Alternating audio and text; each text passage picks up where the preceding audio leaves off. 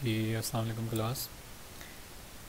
Next हमारा ये chapter जो है अभी कंटिन्यू है, फर्स्ट इंट्रोडक्शन ऑफ सोशियोलॉजी का। इसमें नेक्स्ट हम देख लेते हैं कि कौन कौन सी जो हिस्टोरिकल साइंटिस्ट हैं, साइकोलॉजिस्ट हैं, उन्होंने किस तरह अपना जो है रोल प्ले किया। हमने ट्रेडिशनल देखे, मेडिवल पीरियड के देखे। अब नेक्स्ट इसमें आ रहा है हिस्टोरिकल बैकग्राउंड ऑफ साइकोलॉजी में विलियम वनडेथ। ठीक है, ये क्या है, ये क्या है, जर्मन साइकोलॉजिस्ट है। Founded his psychological laboratory at Leipzig, journey which earned for the title of father of the scientific sociology। ठीक है, इसने क्या किया, ये एक जर्मन साइकोलॉजिस्ट था। ठीक है, इसने अपनी एक लेबॉर्ट्री बनाई जर्मनी के लेपिस जगह, यहाँ पे इसने लेबॉर्ट्री बनाई। ठीक है, और इसको फादर ऑफ साइंटिफिक साइकोलॉजी का भी टाइटल दिया गया है, किसे, विलियम वनडेथ को। ठीक है, ये साइंटिफिक जो इरा है उसका जो है साइकोलॉजिस्ट है। ठीक है, he first understood through the experiment approach. ठीक है, a systematic scientific body of knowledge about man interaction with his environment. ठीक है, सबसे पहले कह रही हैं कि उसने जो एक्सपेरिमेंटल अप्रोच अपनी यूज़ की एक सिस्टमेटिक वे से। ठीक है, उसने कहा कि साइंटिफिक बॉडी जो है इंसान की नॉलेज जो है वो इंटरेक्शन जो भी इंसान करता है, जो भी बिहेव करता है, वो उसकी इंटरेक्शन होती है किसी भी इंसान की या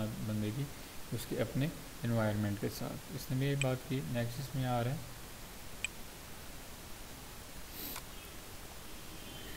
इसमें जो प्रीवियस अप्रोचेज हैं साइकोलॉजी की वो भी हम देखेंगे। जी फर्स्ट इसमें है जी स्ट्रक्चरलिज्म। ठीक है, स्ट्रक्चरलिज्म अप्रोच अगर आप सोशियोलॉजी में देखें तो इसमें थ्री अप्रोचेज हैं। ठीक है, स्ट्रक्चरलिज्म भी है। ठीक है, स्ट्रक्चरल फंक्शनलिज्म इसको बोलते हैं। ठीक है, वहाँ पे, लेकिन यहाँ पे से स्ट्रक्चरलिज्म है। ठीक है, 1875 से 1930 तक ये जो अप्रोच थी। ठीक है, इसमें हम देखेंगे कि ये अप्रोच किस तरह से सपोर्ट कर गया साइकोलॉजी को। कह रहे was developed in Germany in the 19th century. ठीक है, कि ये अप्रोच जो है 19th सेंचुरी में डेवलप हुई जर्मनी से। Its main leader was William Wundt and later Edward Bradford Titchener. ठीक है, इसका जो मेन फाउंडर था वो विलियम वनडेथ था, पीछे हम पढ़ चुके हैं उनको। ठीक है, और जो लेटर फाउंडर था वो एडवर्ड था। ठीक है, the structuralist were primary concern with discovering the structure of the mind. ठीक है, इनका मेन जो इंटरेस्ट था स्टडी का वो था कि वो जो माइंड का स्ट्रक्चर है उसको डिस्कवर करना था। ठीक है, they believe that the mind is made up of building blocks in the various types of sensation and perception. ठीक है, वो कह रहे हैं कि उनका मानना था कि जो इंसानी दिमाग है वो डिफरेंट ब्लॉक्स और हिस्सों से मिलकर बना हुआ है। ठीक है, और उसमें मुख्तलिफ सेंसेशन है।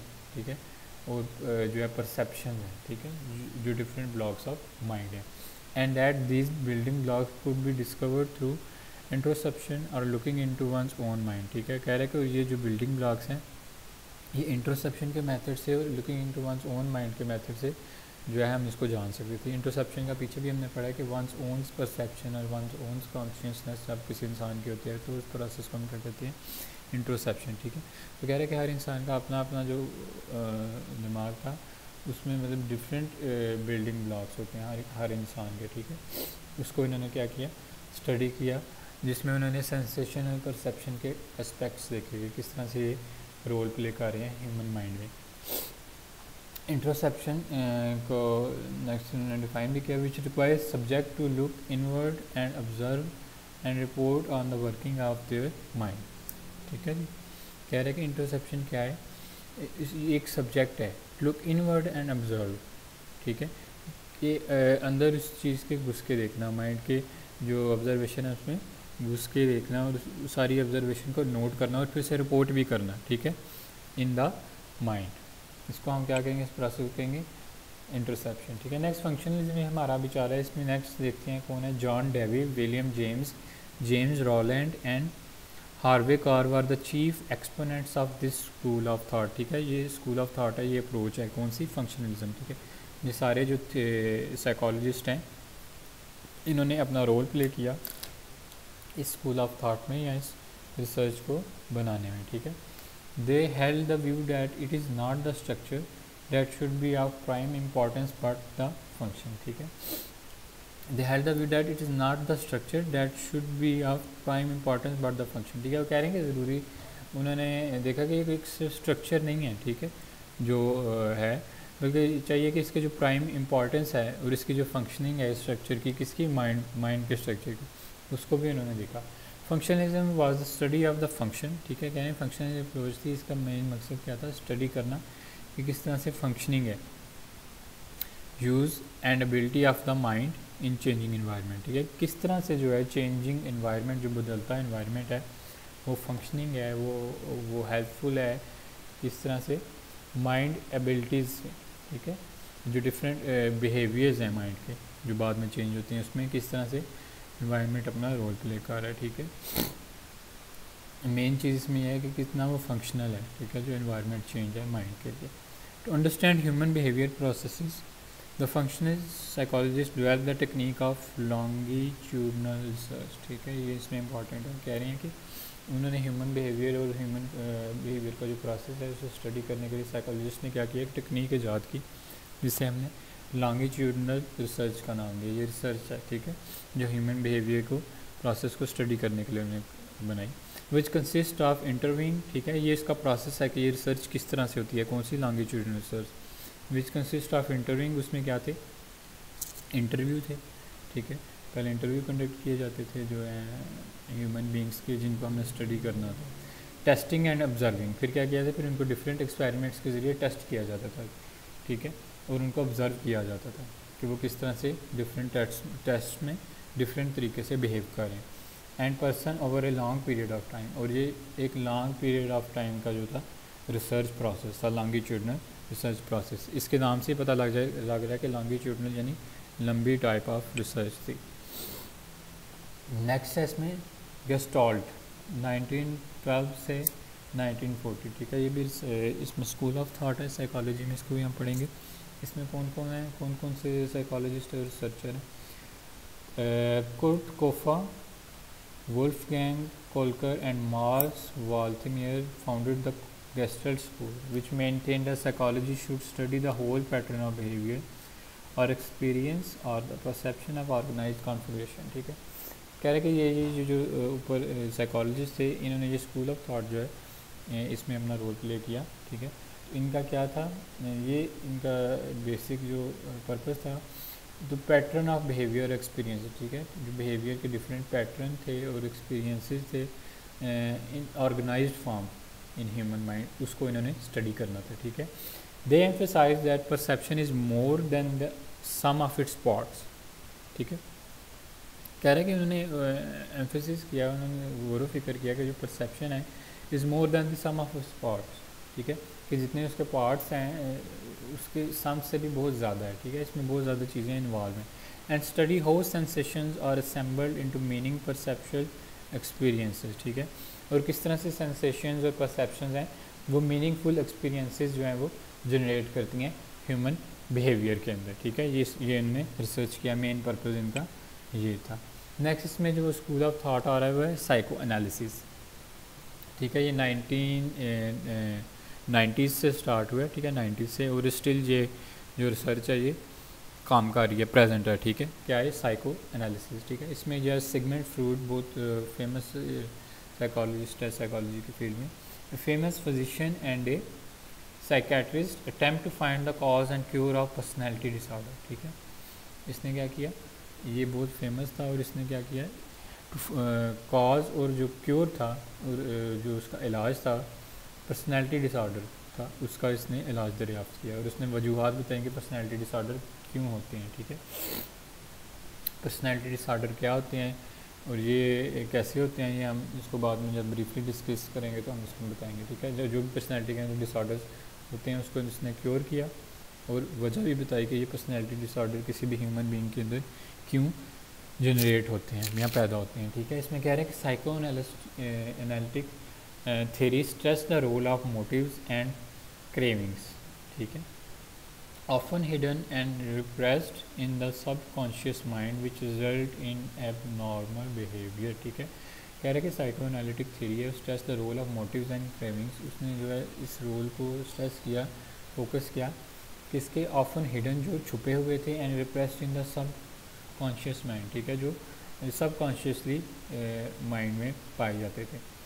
विच रिजल्ट इन अबनॉर्मल बिहेवियर, जो सबकॉन्शियसली ह्यूमन बीइंग के अंदर मौजूद थे ऐसे सब्सटेंस या ऐसे अवामिल जो क्या कर रहे थे, एबनॉर्मल बिहेवियर किसी भी ह्यूमन बीइंग के अंदर जनरेट कर रहे थे, ठीक है। Freud asserted that the sex urges in the unconscious constitute the main human drive. It is known as libido theory, ठीक है। उसने जो है फ्रॉयड ने जो क्या किया, ये भी देखा कि जो सेक्स अर्जेस हैं किसी भी ह्यूमन बीइंग की, in the unconscious constitute of their human drive, वो क्या है, अनकॉन्शियसली जो है वो किसी भी ह्यूमन के अंदर पाई जाती हैं, जो भी सेक्सुअल अर्जेस या सेक्सुअल नीड्स होती हैं किसी भी इंसान की, उसको भी इसने देखा कि ये अनकॉन्शियस बिहेवियर है किसी भी ह्यूमन बीइंग का, ठीक है। ये भी वजह हो सकती है कि किसी जो है वो एबनॉर्मल बिहेवियर को इंसान शो करे, उसको इसने नाम दिया लिबिडो थ्योरी का, ठीक है। नेक्स्ट इसमें है जो नेक्स्ट हमारी अप्रोच है वह बिहेवियरलिज्म की, ठीक है। ये 1913 से स्टार्ट हुई और ये स्टिल ये प्रेजेंट है, ये जो अप्रोच है, ठीक है, स्टिल ये काम कर रही है। Was founded by John B Watson, इसका जो फाउंडर था वो कौन था, वो साइकेट्रिस्ट था, उसका क्या नाम था, जॉन बी वाटसन, ठीक है। इसने क्या किया जी, he rejected interception and psychological techniques, ठीक है। पीछे जो हम इंटरसेप्शन और साइकोलॉजिकल टेक्निक्स पढ़ चुके हैं, इंटरसेप्शन के जो वंस ओन्स परसेप्शन है, ठीक है, अपने माइंड के बारे में किसी भी इंसान की, वो जो सारी थियरीज और टेक्निक्स थी उसको क्या किया इसने, रिजेक्ट कर दिया, किसने, जॉन बी वाटसन ने, because it's result could be scientifically verified by other psychologist, ठीक है। क्या क्या क्या कह रहे हैं, क्यों उसने थियरीज को रिजेक्ट किया, कह रहे हैं कि इनका जो रिज़ल्ट था वो साइंटिफिकली भी जो है वो मालूम किया जा सकता था दूसरे साइकोलॉजिस्ट ने, ठीक है। पहले तो ये था कि जो इंट्रोसेप्शन थी, ठीक है, सिर्फ हर इंसान अपने माइंड को खुद ही देखता था, कोई दूसरा इंसान उसको पढ़ नहीं सकता था, स्टडी नहीं था कर सकता, लेकिन इसने थियरी को रिजेक्ट कर दिया। उसने कहा कि जो रिसर्चर जो साइकेट्रिस्ट हैं वो ह्यूमन बिहेवियर को, दूसरे के ह्यूमन बिहेवियर को भी बहुत डीपली स्टडी कर सकते हैं, ठीक है। Health the concept that the subject matter of psychology should be of objective observable action of the organism, ठीक है। उसने क्या कहा जी, जो कंसेप्ट हैं साइकोलॉजी के वो objectively observable action of the organism, जो ऑब्जेक्टिव बिहेवियर है किसी भी ह्यूमन बीइंग का उसको स्टडी कर सकते हैं हम, ऑब्जेक्टिवली भी हम उसको स्टडी कर सकते हैं, यानी कोई और दूसरा इंसान भी उसको स्टडी कर सकता है। इसमें नेक्स्ट अप्रोच है वो ह्यूमनिस्टिक है, ठीक है। ह्यूमनिस्टिक अप्रोच क्या कह रही है जी, ह्यूमनिस्टिक अप्रोच कह रही है इसमें कौन है, सबसे पहले हम देखते हैं इसका टाइम पीरियड 1950 से स्टिल प्रेजेंट है, ये भी अप्रोच अभी तक चल रही है। इसमें Carl Roger and Abraham Maslow emphasise the unique qualities of human, ठीक है। इन्होंने एम्फेसिस किया कि जो ह्यूमन बीइंग्स की यूनिक क्वालिटीज़ हैं, हर ह्यूमन बीइंग क्या है, यूनिक है, उसकी अपनी अपनी क्वालिटीज़ हैं कोई ना कोई, specially their freedom of choice and decision making, ठीक है। उसमें इन्होंने कैटेगराइज कर लिया अपनी रिसर्च को कि जो फ्रीडम ऑफ चॉइस है, ठीक है, जो भी इंसान की फ्रीडम ऑफ चॉइस है, जो भी वो चूज़ करना चाहे, एंड डिसीजन मेकिंग पावर है किसी भी इंसान में, as well as their potential for personal growth, और जो हर इंसान के अंदर एक पोटेंशियल है जो अपने आप को पर्सनली ग्रो कर रहा है, ठीक है, उसको इन्होंने क्या किया, स्टडी किया, कौन सी अप्रोच में, ह्यूमनिस्टिक अप्रोच में। नेक्स्ट इसमें आ गया कॉग्निटिव अप्रोच, ठीक है। इसमें आपने सिर्फ इन अप्रोचेज़ में इतना ही बताना है जितना जितना इसमें लिखा गया, ठीक है, क्योंकि आपका इंट्रोडक्टरी सब्जेक्ट है साइकोलॉजी का, तो इसकी ज़्यादा डेप्थ में हमने नहीं जाना इस चैप्टर में, ठीक है। तो पॉइंट्स आपने रिमेंबर करने हैं। नेक्स्ट इसमें आ रहा है कॉग्निटिव अप्रोच, 1950 से ये भी स्टिल प्रेजेंट है। कॉग्निटिव अप्रोच क्या है जी, ये Jean Piaget, Noam Chomsky and Herbert Simon focused on thought and mental process, ठीक है। ये तीन जो साइकोलॉजिस्ट हैं इन्होंने क्या किया, इनका फोकस था इंसान की सोच और मेंटल जो प्रोसेस है, ठीक है, कि मेंटल किस तरह से इंसान का दिमाग जो है वो काम करता है और किस तरह से थिंकिंग जो सोच जो है इंसान के जहन में पैदा होती हैं, ठीक है।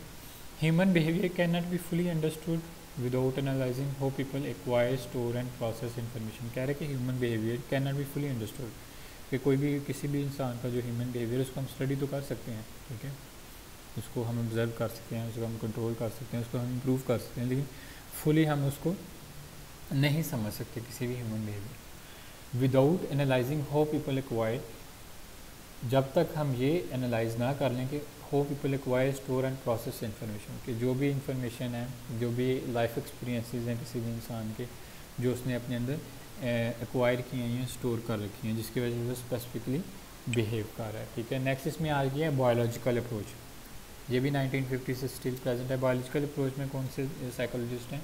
James Olds and Roger Sperry theorized that much of human and animal behavior can be explained in terms of bodily structure and biochemical process. ठीक है, इन्होंने दूसरी पिछली प्रीवियस अप्रोचेस के बरक्स क्या किया, क्या कहा, इन्होंने स्टडी किया कि जो बजाय इसके कि माइंड का कोई रोल है ह्यूमन बिहेवियर्स में, इन्होंने कहा कि जो बॉडी का स्ट्रक्चर है किसी भी इंसान का, और जो बायोकेमिकल प्रोसेस है, जो भी केमिकल्स ह्यूमन बॉडी में जनरेट होते हैं, ठीक है, वो क्या करते हैं, ह्यूमंस और एनिमल्स के जो बिहेवियर हैं उनको रेगुलेट करते हैं, बजाय इसके कि इसमें कोई माइंड का स्ट्रांग रोल है। ठीक है, इसमें जो है बॉडी का स्ट्रक्चर और जो केमिकल्स जनरेट होते हैं उनका जो रोल है वो ज़्यादा है।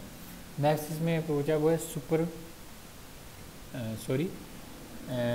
पर्पोविज्म। ठीक है, पर्पोविज्म। ठीक है, पर्पज़िव अप्रोच क्या कह रहा है कि किसी पर्पज़ के थ्रू जो है वो, इसमें इन्होंने रीजनिंग को अडॉप्ट किया हुआ है। इसमें William MC Dougall is the proponent of this approach. ये क्या है, इसका फाउंडर है विलियम।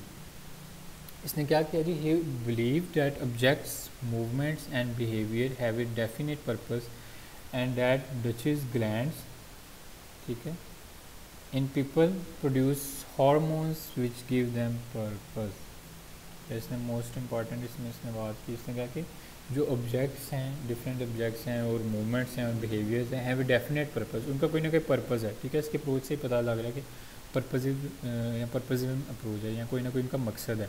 ठीक है, कि इनका डिफरेंट मूवमेंट्स, ऑब्जेक्ट्स और बिहेवियर्स का। That ductless glands in people produce hormones which give them purpose. ठीक है, जो क्या है, डक्टलेस ग्लैंड्स हैं ह्यूमन बींग्स के अंदर, वो क्या करते हैं, ऐसे हार्मोन्स प्रोड्यूस करते हैं, पैदा करते हैं on the basis of movements and different objects जो उसमें इन्वॉल्व हैं, जो किसी भी ह्यूमन बिहेवियर को कोई ना कोई पर्पस दे देते हैं। Purposism placed an important on hormones in life. इसमें हम मेन जो देख रहे हैं कि जो हार्मोन्स की इंपॉर्टेंस है। ठीक है, मेरे को आपको पता है कि जो इंसान है उनमें हार्मोन्स होते हैं। ठीक है, एनिमल्स में डिफरेंट लेवल ऑफ हार्मोन्स होता है, ह्यूमन बींग्स में डिफरेंट होता है। ठीक है, तो कह रहे हैं कि जो हार्मोन्स का जो रोल है उसकी बहुत ज़्यादा इंपॉर्टेंस है, उसका कोई ना कोई पर्पस है। ठीक है, नेक्स्ट मॉडर्न अप्रोचेज़ हैं, ये हम नेक्स्ट क्लास में पढ़ेंगे। नेक्स्ट लेक्चर तक के लिए ये काफ़ी है इतना। इन स्लाइड्स को भी आप देखें और इनसे गो थ्रू, इनको हम फिर नेक्स्ट डिस्कस करेंगे। अल्लाह हाफिज़।